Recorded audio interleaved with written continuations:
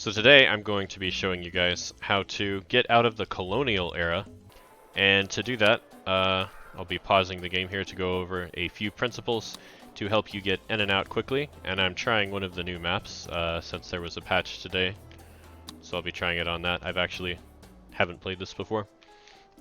So the first and most important thing you want to do, and I started with $20,000 to show how it's doable even on the most difficult settings.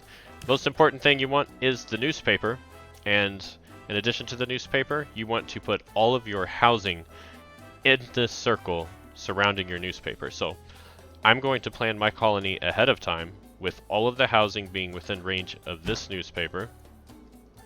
We'll unpause it. Now I'm gonna quick build it because we want to show how it's done, right? And here on your newspaper, you're going to set it to the independent. And as you can see down here, citizens living in the vicinity of the newspaper have a 25% chance to shift their political view towards the revolutionary faction.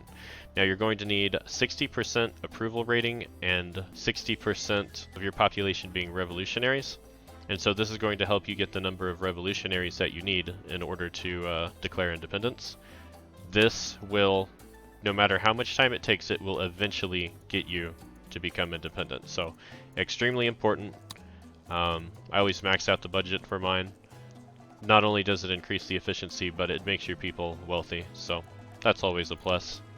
Another factor that comes into play here are the buildings. Right off the bat, the revolutionaries love rum. So at the start of the game, you're going to build a rum distillery and 3 sugar plantations, preferably.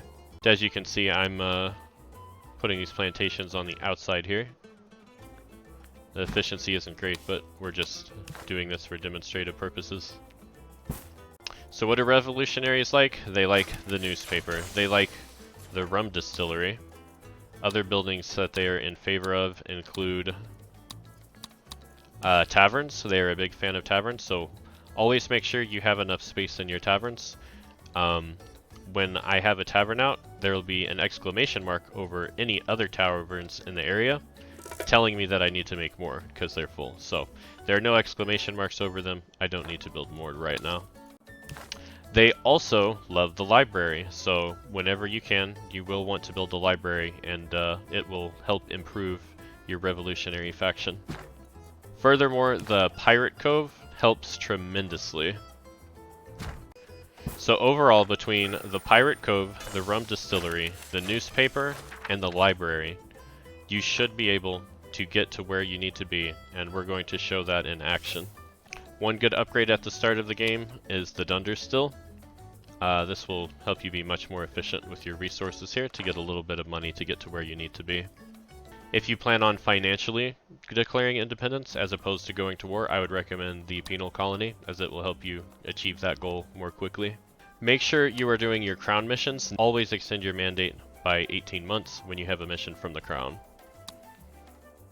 With the revolutionary demands, always take the 10 revolutionary immigrants on a percentage factor. This is going to help you the most, and you want to highly focus these revolutionary missions as quickly as possible to hit the number that you need to. So they want a tavern. It doesn't matter if it helps me or not. I build that tavern as quick as possible. I even quick build it if I need to, because it's going to make that big of a difference. Our revolution is as yet only Here are my 10 immigrants, and they will be arriving shortly. The crown wants a trade route, and because we built our rum distillery, this is one that comes up very often and is very easy to finish. Here, if we go to our almanac at the bottom left, we can go check out our citizens here. We see that we have 6 vacant jobs and 5 homeless families, which means we don't have enough housing. And homeless people are not going to be very happy about their place in life.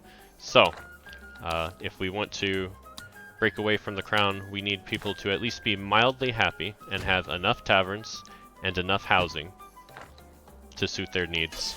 The rum by itself will pretty much supplement any little bit of extra happiness you need, so don't worry about it. Just use your almanac here and make sure you have enough extra housing and enough extra jobs, and for the most part, this will be good.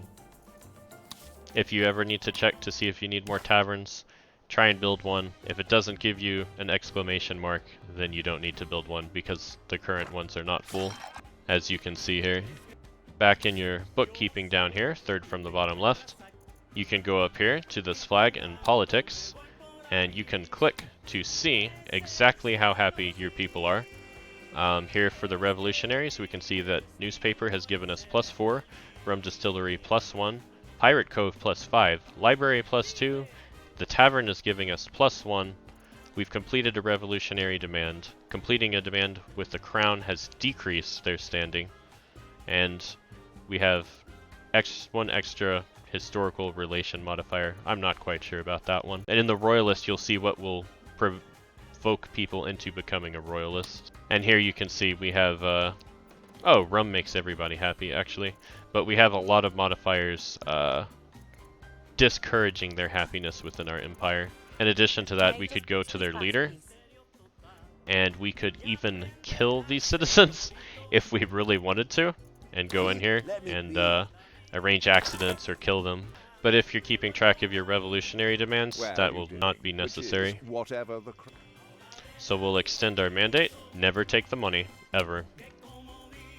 Our next mission is to produce 500 fish, and because it's a revolutionary demand, we have been saving our money for this moment and waste no time but to quickly build this. Give it the highest priority. Jobs that have more pay will get taken before other jobs. A good mission to be running early on is going to be the Rescue Educated. It's going to help you out tremendously as you pivot into mid-game. As you can see, we haven't built any sources of income other than our rum distillery and these 3 plantations here, one of which should have been on multiculture. There we go. If we have need for any more jobs, we're just going to do the same thing to up our consistent income and keep our people happy. Also, because we got our library early, we now have access to the Penal Colony. However, we are not going to activate the Penal Colony yet. You would want to do this after you have achieved your goals, which they have not given us yet, but that will give you the extra money that you need to revolt.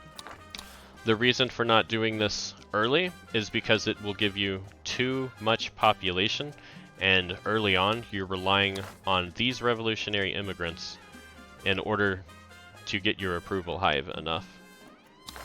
So if you're getting them from this, you're going to get a random assortment of immigrants instead of the specific ones that you want, so keep that in mind. Here we have finally gotten our objectives. Because we need to produce fish and we don't have enough people working here, and we have 4 extra jobs, I am going to shut one of my taverns down momentarily and try and move those jobs over here. Better yet, we're going to switch to the construction site and pause it momentarily so we can get this mission done.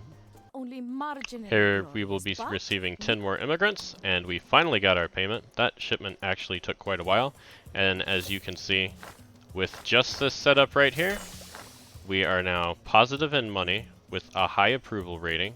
So now that we've gotten our approval high enough, because of our basic needs being taken care of, and because we've been watching this here, making sure that our housing and jobs are adequate. Let's extend our mandate again. Now we have 6 years until we lose. So we've completed this portion. This second portion here will be completed in time, pretty much no matter what, simply because of this newspaper running on the Independent. However, it will take an extraordinary amount of time, which is why we are trying to check out our missions here, just get them cycled as quickly as possible. So we need more money now. What do we do? We're going to build more plantations. And we're pretty much rinse and repeat what we had just done. Here's another easy mission. We'll build a tavern. And always, don't ever go too crazy low. Keep your head just enough above water, if you can help it. You can't always help it. But to be able to quick build these missions, if it's cheap enough to do so. So you're going to see how quickly I got those 10 immigrants. And now we have finished our mission. and we did it before we got 141 population. This is important because if you flood yourself with too much population, it's going to be really hard to revolt. So, low population, you can even skip the pirate missions if you need to, if you're getting overwhelmed, and just chuck out those missions. But remember, 3 sugar to 1 rum, and that will stabilize your economy. Now when we get to this, we have 2 options. You can spend 15 grand and declare independence without a fight. This is the fast option. The slow option is the war for independence. You're going to have to wait a long amount of, well, here, I'll show you. In order to do this, you're going to need 2 forts. And this will provide you with enough infantry to fight the crown. So 2 forts. Keep that in mind. If you can afford 2 forts, which in total is going to cost you about $10,000, $2,000 for the blueprint, $8,000 for the 2 forts, that's the price. And then you're going to have to wait a set amount of time. I personally don't think that is worth it. You save $5,000, but it's going to take so long for the crown to actually attack you, and then even longer to fight the war, that I don't think this is a viable option.